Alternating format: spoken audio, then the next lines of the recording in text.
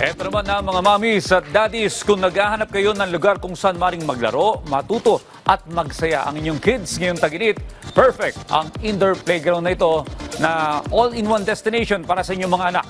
Panoorin po natin to. Ngayong tag-init, bakit hindi natin dalhin ang kids sa isang cool at interactive na playground kung saan pwede nilang ma-enjoy ang fun games malayo sa init at panganib ng araw? Kaya naman, perfect bisitahin ngayong summer ang isang amusement playground na binuksan para sa mga parents na naghahanap ng safe at komportableng palaruan para sa kanilang mga anak.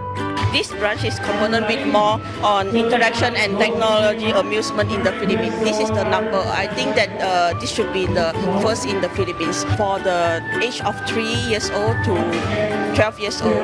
Ilan sa mga interactive attraction na pwedeng subukan dito ay ang indoor slides, immersive swing, toddler playhouse, mini bikes and trucks, at iba pang fun games. Pwede rin makijoin sila mommies and daddies sa kanilang kids para masigurado ang kanilang kaligtasan habang naglalaro.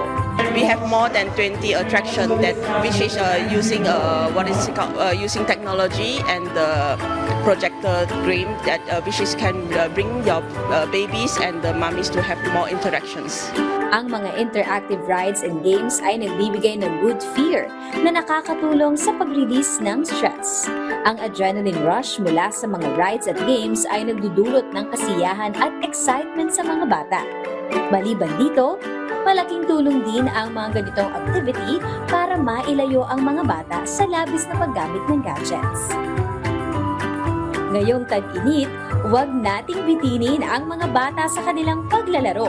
Sa halip, maaari tayong pumunta sa mga indoor playground na kung saan masisiguro natin na safe sila mula sa init ng panahon at the same time, nakakapag-enjoy sila through attractions and games.